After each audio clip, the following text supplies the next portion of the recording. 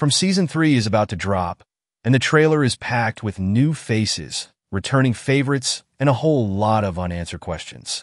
But to understand what's really going on in this terrifying town, we need to look closer at the characters themselves. Who are the key players? What secrets are they hiding? And how do their connections to each other and to the town's history hold the key to understanding its mysteries? In this video, we're diving deep into the world of From, exploring every character and their role in the grand scheme of the show's most chilling puzzles. All right, so let's start with Boyd Stevens, the man with the weight of the town on his shoulders. He's the sheriff, the leader, the one everyone looks to for answers. But Boyd is more than just a tough guy with a badge.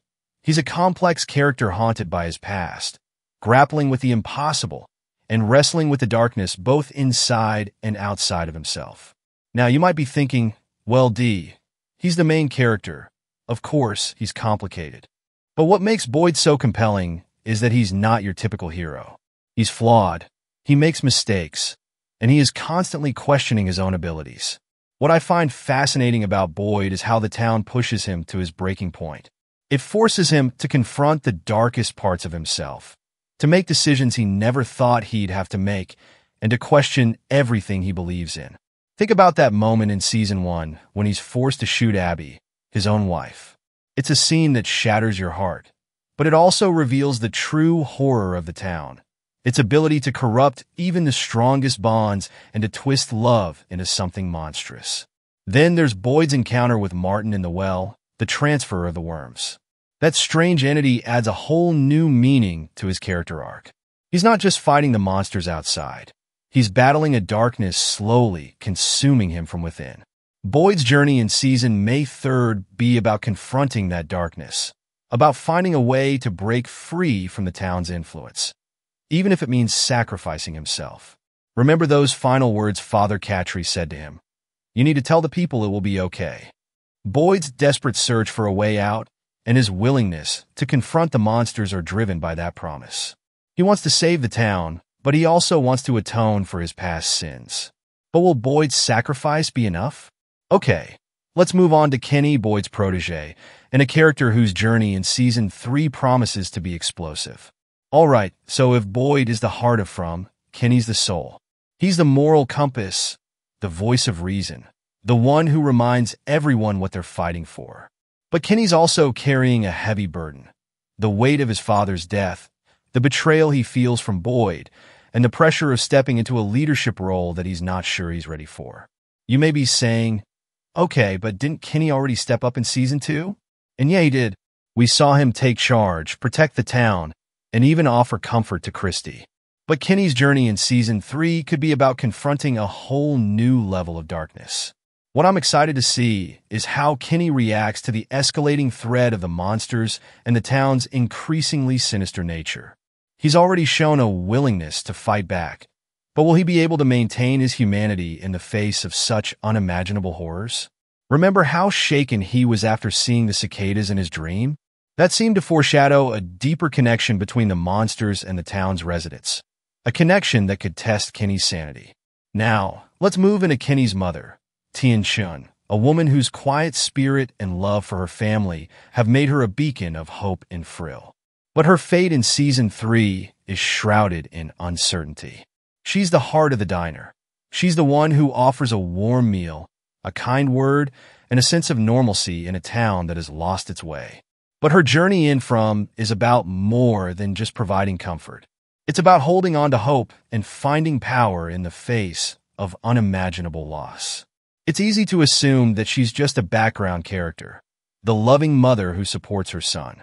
Let's dive into the enigma that is Victor, a character whose secrets and connection to Frill run deeper than anyone else's. Victor is that character in From that you want to be friends with. He's quiet, watchful, and he seems to know way more about the town's secrets than he's letting on. And there's a reason for his silence, a reason behind those haunted eyes. Victor's journey is a story of trauma, loss, and a desperate search for a connection in a world that has taken everything from him. Now, you might be thinking, yes, we already know about his past and his family's death, but the flashbacks in Season 2 just scratch the surface. Victor's memories are fragmented.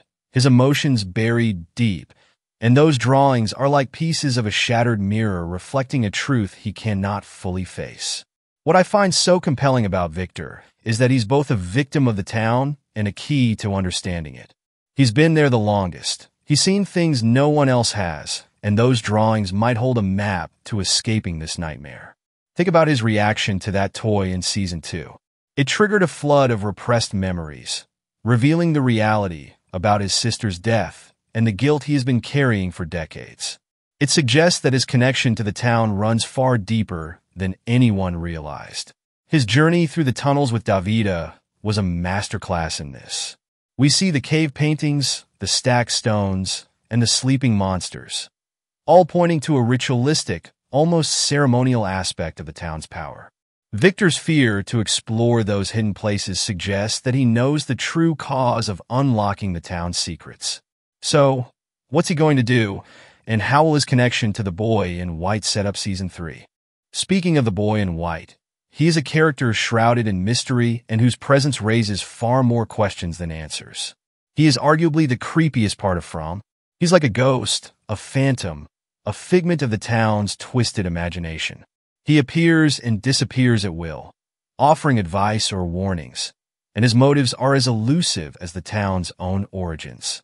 A question you may have is, did he, indeed, guide Tabitha to safety but also push her out of the lighthouse window? His actions are unpredictable, and his connection to the town's darkness is undeniable. What I find fascinating about the boy in white is that he seems to operate on a different level of reality. He's not bound by the town's rules, and he has a deep understanding of its faraway trees. He's like a puzzle piece that doesn't quite fit, but he might hold the key to unlocking the entire picture. Think about his words to Tabitha at the lighthouse. This is the only way. It's a confusing statement, suggesting that escape comes at a terrible price, but it also hints at a larger purpose. What if the boy in white is playing a long game, orchestrating events to achieve a goal we have not even begun to understand? I would not be surprised if the boy in white's true nature is far more terrifying than we imagined. Okay, let's delve deeper into the character of Jim Matthews, the problem solver whose desperate quest for answers and escape might be leading him down a dangerous path. Jim is a guy in from you cannot help but root for. He's an engineer, a loving husband, and a father, and he refuses to accept the town's nightmarish reality. But his relentless drive to understand the town's mysteries and to find a way out could be his undoing. Now, you might be saying, but isn't that what we all want, for them to achieve escape? Well, absolutely. But Jim's approach to this desire for escape and his tendency to question everything might be making him a target. What's so compelling about Jim is that he shows the struggle between logic and fate. He wants a rational explanation for the town's horror, but the more he digs, the more he realizes that logic doesn't apply in Frill. Think about his reaction to the radio signal. It was a moment of pure joy, a validation of his belief that there's a way out. But that joy quickly turned to fear when the boys on the other end warned him about the town. That connection to the outside world is a double-edged sword. It offers hope, but also exposes the characters to a new level of danger. His obsession with the radio tower, his endless tinkering, and his late-night conversations about the lights reveal his relentless mind, his inability to accept the town's rules, and his searching for a solution. But what if his quest for answers leads him further into the town's web? Okay, now let's move into Julie Matthews. We know Julie is a character who is a silent observer, the one who watches and listens, taking it all in. She might be young, but she's not naive. She understands the town's power, the danger it poses, and the fragility of hope. But Julie is also a survivor, adapting to this terrifying reality. What makes Julie so interesting is her evolving understanding of the town. She started off terrified and confused, but now she has a connection with Victor, and her own experiences with her mother begin to see the town in a different light. Her journey in Season 3